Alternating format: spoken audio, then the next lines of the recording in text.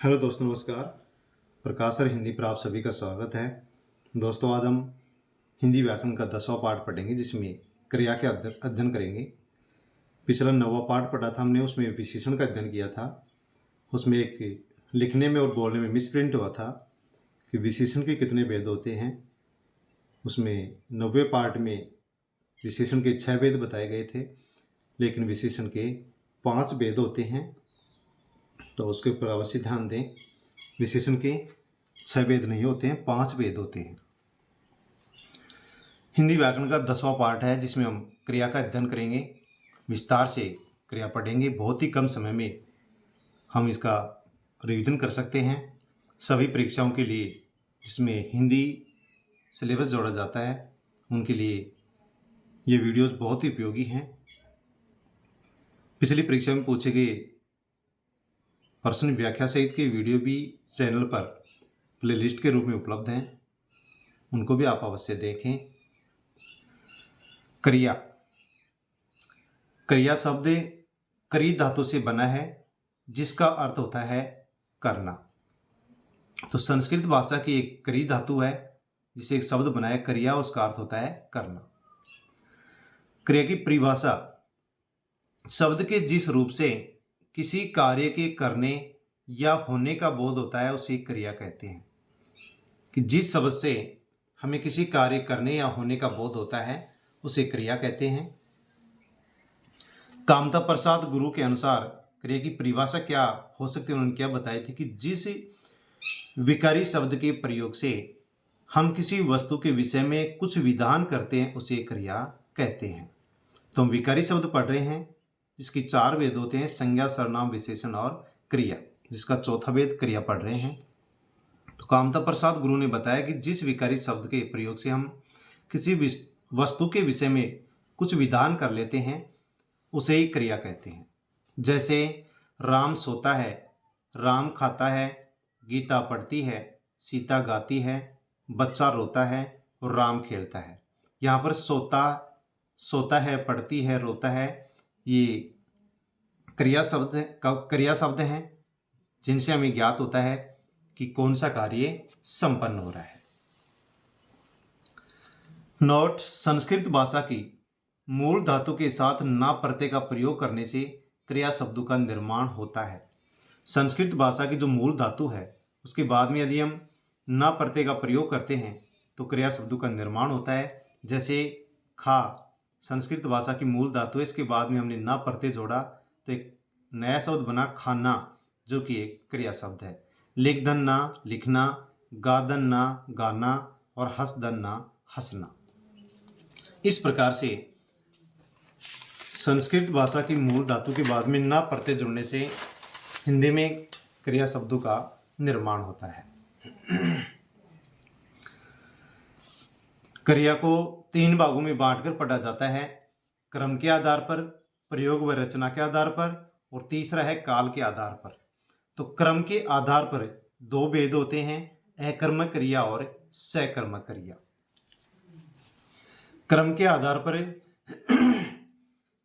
आधार पर क्रिया के 2 भेद होते हैं: अकर्मक क्रिया और सकर्मक क्रिया।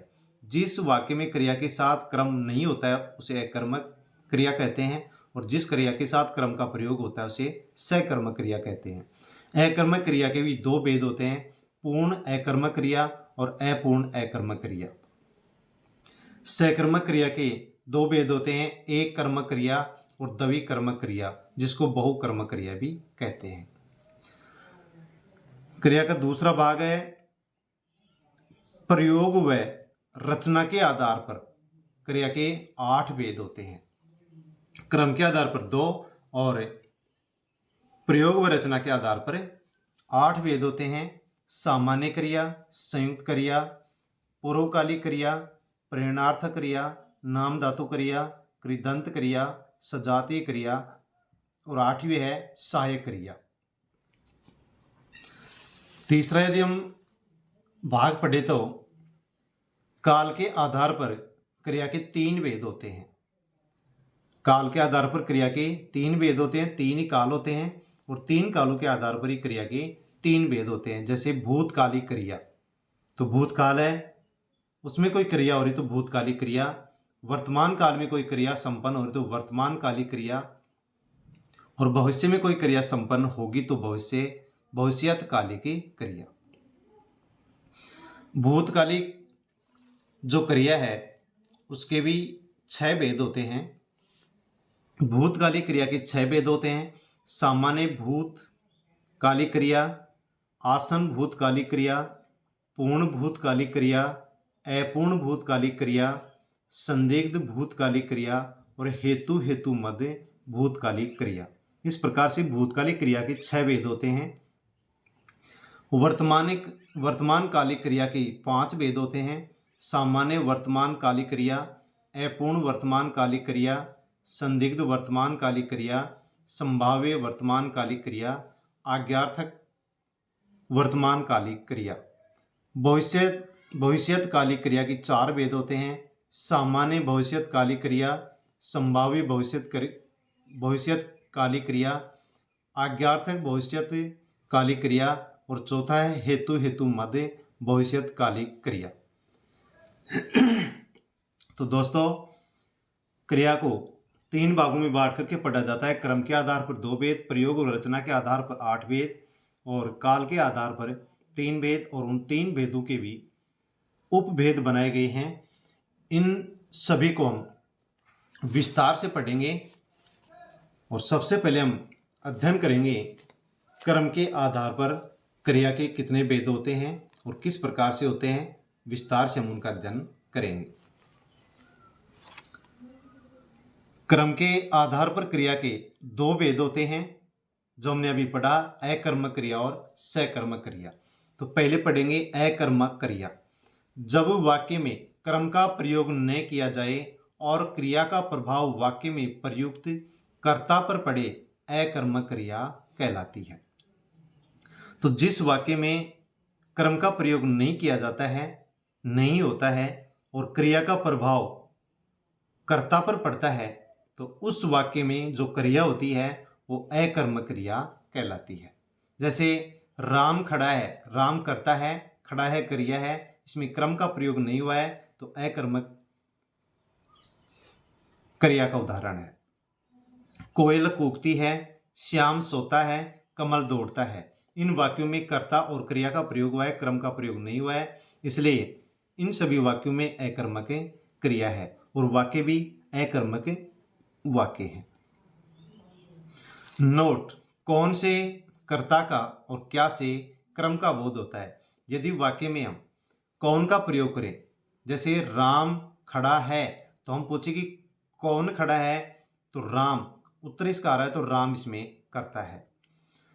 क्या से यदि प्रश्न करें तो क्रम का बोध होगा। जैसे पूछे कि क्या खड़ा है, कौन खड़ा है, तो राम कर्ता हो गया, क्या खड़ा है इसका कोई जवाब नहीं है, इसका मतलब ये हो कि इस वाक्य के अंदर क्रम नहीं है। तो इस प्रकार से हम वाक्य में कर्ता और क्रम को पहचान सकते हैं। कौन से प्रश्न करेंगे क्रिया के पहले, कौन खड़ा है, उत्तर आ रहा है तो वहां पर कर्ता, और क्या खड़ा है तो वहां पर यदि जवाब आ रहा है तो वो क्रम होगा, और यदि कर्ता को छोड़ करके जवाब नहीं आता है तो उस वाक्य में क्रम नहीं होता है।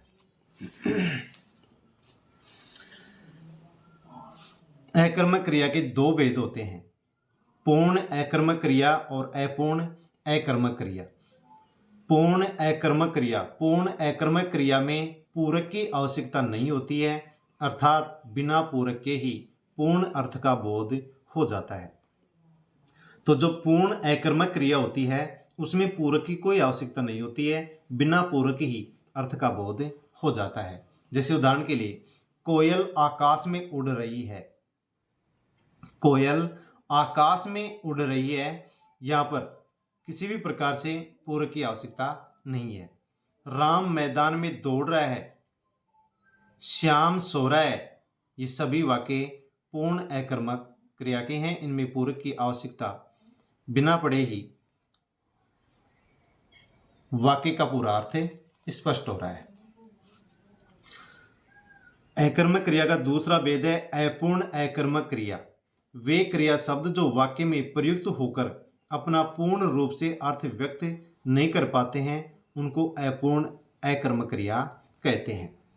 तो जिस वाक्य में क्रिया शब्द प्रयुक्त तो होते हैं लेकिन अपना पूर्ण रूप से अर्थ व्यक्त नहीं कर पाते हैं तो वे अकर्मक क्रिया के उदाहरण होते हैं। अर्थात इन्हें क्रम की तो आवश्यकता नहीं होती परंतु पूरक की आवश्यकता होती है। तो अपूर्ण अकर्मक क्रिया में क्रम की तो आवश्यकता नहीं पड़ती है लेकिन पूरक की आवश्यकता पड़ती है। जैसे वह अब स्वस्थ है, यहाँ पर स्वस्थ शब्द है, ये पूरक है। यदि पूरक शब्द नहीं होगा तो वह अब है, इसका कोई भी अर्थ वाक्य का नहीं निकलेगा। तो यहाँ पर स्वस्थ जो शब्द है ये पूरक शब्द है और इसके बिना कोई भी इस वाक्य का अर्थ नहीं निकलता है। मेरी बहन बहुत चालाक है, यदि चालाक शब्द को हटा दिया जाए जो कि पूरक है तो मेरी बहन बहुत है, इस वाक्य का कोई अर्थ नहीं निकल रहा है कि मेरी बहन बहुत क्या है। अब यदि चालाक का प्रयोग करते हैं तो फिर वाक्य का अर्थ स्पष्ट हो जाता है कि मेरी बहन बहुत चालाक है। तो चालाक यहाँ पर पूरक है, तो अपूर्ण अकर्मक क्रिया के अंदर पूरक की आवश्यकता पड़ती है। राम बहुत चतुर निकला, चतुर यहाँ पर पूरक है। पूरक हटाने पर पूर्ण अर्थ का बोध नहीं होता है। ये सभी पूरक हैं जिनके नीचे अंडरलाइन लगी हुई है, लाइन खींची गई है, ये सभी पूरक हैं और कर्ता के पूरक हैं। इनको हम कर्तृपूरक भी कहते हैं, यानी जो वाक्य में पूरक होते हैं और कर्ता के पूरक होते हैं उनको कर्तृपूरक कहा जाता है। तो ये प्रश्न पूछा भी जा सकता है कि वाक्य में जो कर्ता के पूरक होते हैं उन्हें क्या कहते हैं, तो कर्तृपूरक कहते हैं। कर्म के आधार पर क्रिया का दूसरा भेद है सकर्मक क्रिया। जब वाक्य में क्रिया के साथ क्रम प्रयुक्त हो, अर्थात जब वाक्य में प्रयुक्त क्रिया का फल क्रम पर पड़े तो वहां सकर्मक क्रिया होती है। जिस वाक्य में क्रम है तो वह क्रिया सकर्मक है, या फिर जिस वाक्य में क्रिया का फल कर्ता पर नहीं पड़कर क्रम पर पड़ता है तो वह वाक्य या वह क्रिया सकर्मक क्रिया कहलाती है। जैसे बच्चा खाना खाता है, बच्चा करता है, खाना कर्म है और खाता है क्रिया है। तो इस खाता है क्रिया का फल खाना पर पड़ रहा है इसलिए खाना इसमें करता है, खाना इसमें कर्म है, तो क्रिया सकर्मक क्रिया हुई। राम पत्र लिखता है, पत्र कर्म है। गीता खाना पकाती है, खाना कर्म है। सीमा गाना गाती है, गाना कर्म है। और कमल पुस्तक पढ़ता है, पुस्तक कर्म है, कमल करता है और पढ़ता है क्रिया है। तो इन सभी वाक्यों में क्रिया का प्रभाव या क्रिया का फल कर्म पर पड़ रहा है तो ये क्रिया इस कमल पुस्तक पढ़ता है इस वाक्य में पूछा जाए कि क्रिया कौन सी है तो हम बताएंगे सकर्मक क्रिया है, क्योंकि पढ़ता है क्रिया का फल पुस्तक कर्म पर पड़ रहा है, कर्ता पर नहीं पड़ रहा है।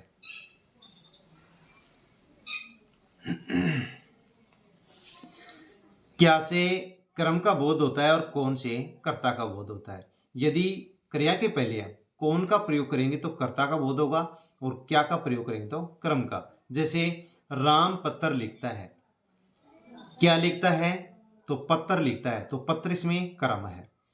कौन से, जैसे कौन लिखता है तो राम लिखता है, तो राम यहाँ पर करता है। अकर्मक और सकर्मक क्रिया की पहचान हम किस प्रकार से कर सकते हैं, जो कि हमने अभी नोट में पढ़ लिया है। वाक्य में प्रयुक्त क्रिया से पहले क्या के द्वारा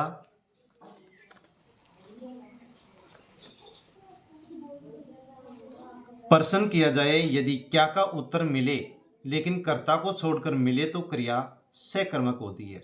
यदि वाक्य में जो क्रिया है उसके पहले क्या लगा करके प्रश्न किया जाए और फिर कर्ता को छोड़कर यदि उसका जवाब मिले तो वह कर्म होगा और वह क्रिया सकर्मक होगी। और यदि कर्ता को छोड़कर के जवाब नहीं मिलता है, उत्तर नहीं मिलता है, तो वह क्रिया अकर्मक होगी, उस वाक्य में कर्म में नहीं होगा, उस क्रिया का कर्म में नहीं होगा।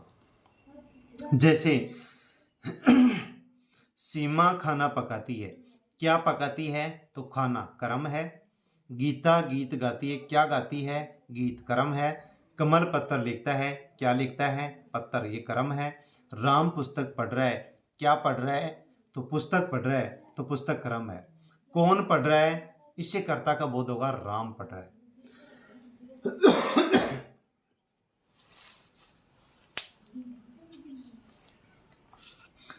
कर्ता की पहचान के लिए वाक्य में प्रयुक्त क्रिया से कौन के द्वारा प्रश्न किया जाता है। यदि कौन का उत्तर मिले तो वह कर्ता होता है, और यदि क्या और कौन दोनों का उत्तर एक ही मिले तो क्रिया अकर्मक होती है। क्रिया के पहले क्या का प्रयोग करेंगे तो क्रम की पहचान होगी, कौन से प्रश्न करेंगे तो कर्ता की पहचान होगी। और यदि क्या और कौन दोनों से हम क्रिया के पहले लगा करके प्रश्न करते हैं और उत्तर एक ही मिलता है तो उसमें कर्म नहीं होगा, वह कर्ता होगा और वह क्रिया अकर्मक होगी। जैसे राम खाता है, क्या खाता है इसका कोई जवाब नहीं, क्या खाता है कोई जवाब नहीं है तो इसमें कर्म नहीं है। कौन खाता है तो राम खाता है, इसमें कर्ता है, अकर्मक क्रिया है। गीता गाती है। कोयल आकाश में उड़ रही है, वायुयान उड़ रहा है। अब उड़ रही है यहाँ पर एक क्रिया है, आकाश में ये स्थान है, अधिकरण कारक है, कोयल यहाँ पर करता है, इसमें कर्म नहीं है, इसलिए उड़ रही है जो क्रिया है ये अकर्मक क्रिया। उसी प्रकार से वायुयान उड़ रहा है क्रिया है, और वायुयान यहाँ पर ये करता है।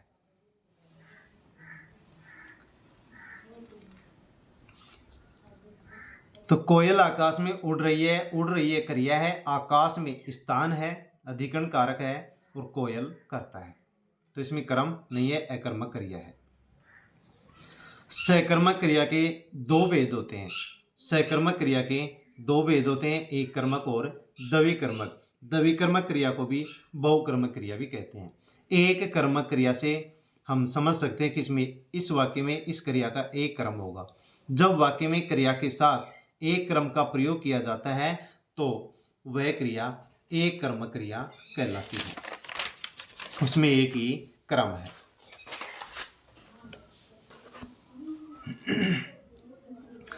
जैसे सीमा गीत गाती है, क्या गाती है गीत, एक ही क्रम है तो एक कर्मक क्रिया है। सीमा खाना पकाती है, खाना क्रम है, एक क्रम है तो एक कर्मक क्रिया हुई। राम रामायण पढ़ रहा है, रामायण क्रम है, एक क्रम है इस वाक्य में तो एक कर्मक क्रिया है। कमल खाना खा रहा है, खाना क्रम है, खा रहा है क्रिया का एक ही क्रम है, एक कर्मक क्रिया हुई। सकर्मक क्रिया का दूसरा भेद है द्विकर्मक क्रिया, जिसे बहुकर्मक क्रिया भी कहते हैं। जब वाक्य में दो या दो से अधिक कर्मों का प्रयोग किया जाए तो वहां पर वह क्रिया द्विकर्मक या बहुकर्मक कहलाती है। जैसे अध्यापक बालकों को हिंदी पढ़ा रहा है, हिंदी क्रम है और बालकों भी क्रम है, दो क्रम है इस वाक्य में, तो पढ़ा रहा है जो क्रिया है ये द्विकर्मक है, इसको हम बहुकर्मक भी कहेंगे। माता पुत्री को शिक्षा देती है, शिक्षा और पुत्री दो क्रम है तो यहाँ पर देती है ये क्रिया है, तो ये द्विकर्मक क्रिया या बहुकर्मक क्रिया कहलाएगी। विशेष द्विकर्मक क्रिया की पहचान के लिए वाक्य में प्रयुक्त क्रिया से क्या और किसको के द्वारा प्रश्न किया जाता है। यदि दोनों का उत्तर अलग अलग मिले तो क्रिया द्विकर्मक या बहुकर्मक होती है। अब वाक्य में एक क्रम है या दो क्रम है, उसकी पहचान हम किस प्रकार से कर सकते हैं। उसके लिए दो शब्दों का प्रयोग किया जाता है, क्रिया के पहले लगा करके उनका प्रश्न किया जाता है, जैसे क्या और किसको। यदि क्या से जवाब मिलता है और किसको से भी जवाब मिलता है तो उसमें दो क्रम होंगे, और यदि क्या और किसको से एक ही जवाब मिलता है तो उसमें एक क्रम होगा।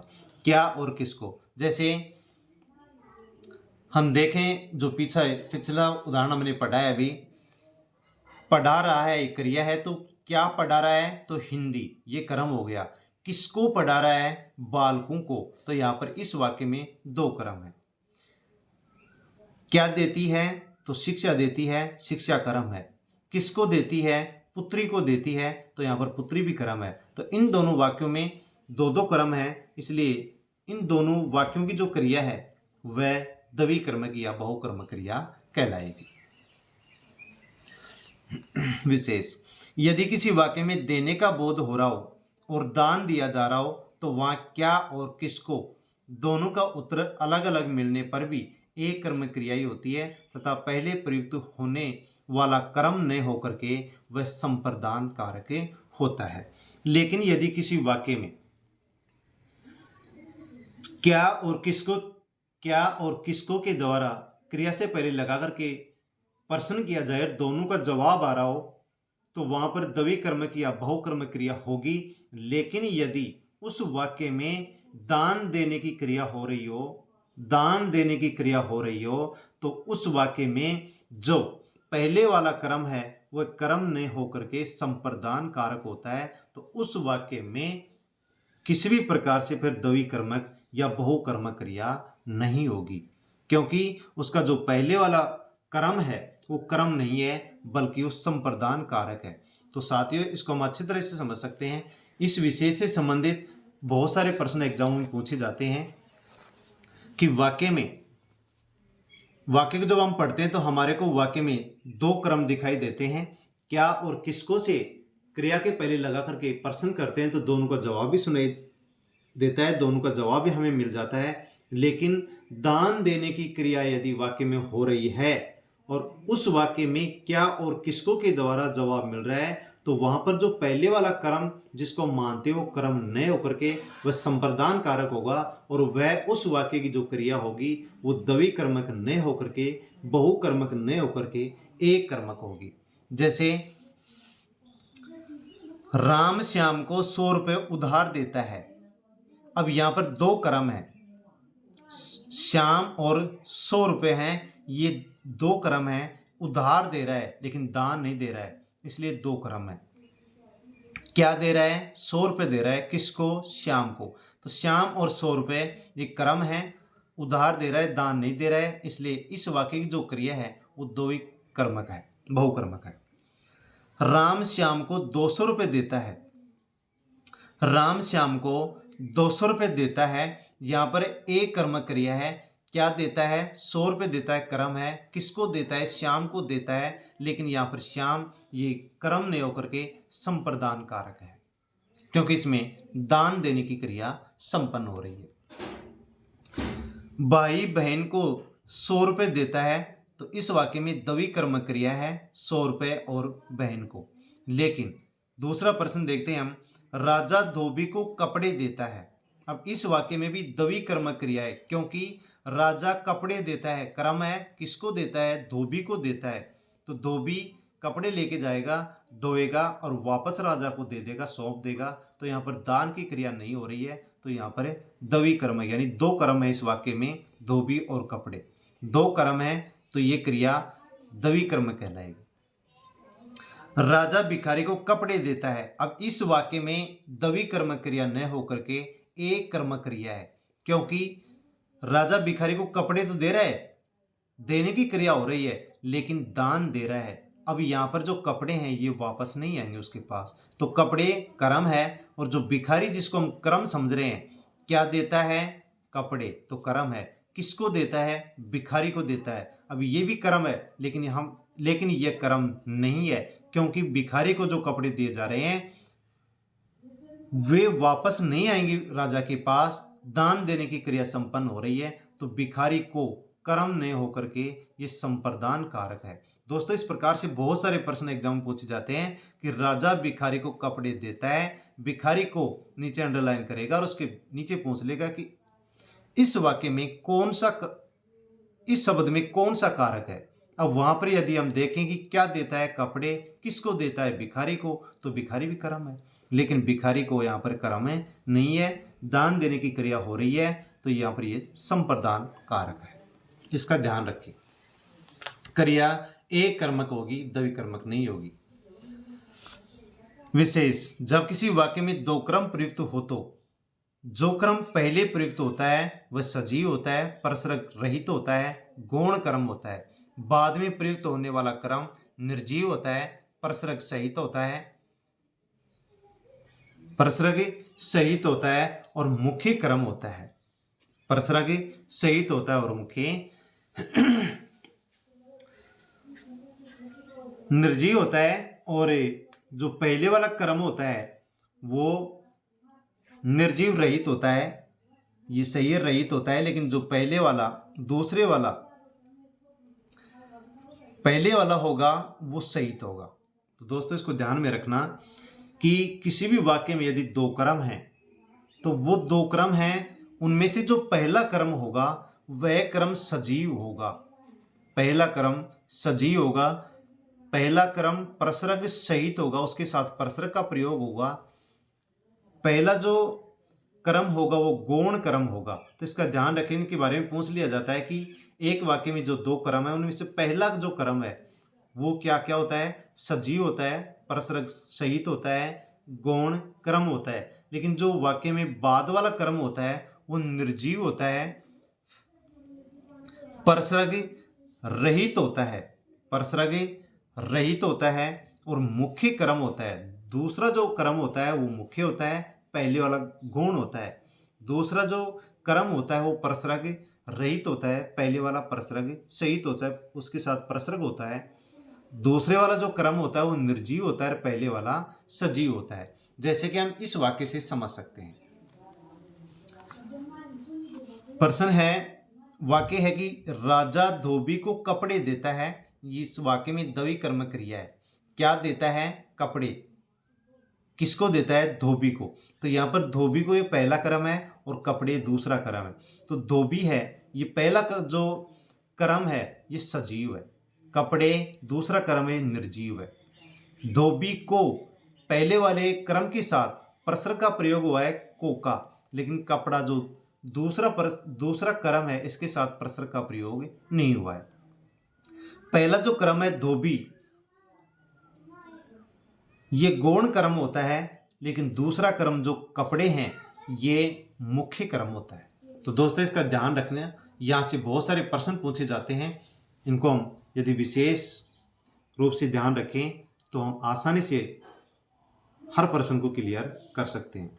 तो दोस्तों शेष क्रिया का अध्ययन हम अगले वीडियो में करेंगे। चैनल से जुड़े, सब्सक्राइब करें। अपने जो भी साथी लोग हैं किसी भी परीक्षा की तैयारी करें उसमें यदि उनका सिलेबस में हिंदी व्याकरण जोड़ी गई तो उनके पास भी आज आप वीडियो को सेंड करें, उनको बताएं ताकि सभी लोगों को निचलों कक्षाओं का फायदा हो सके। Thank you.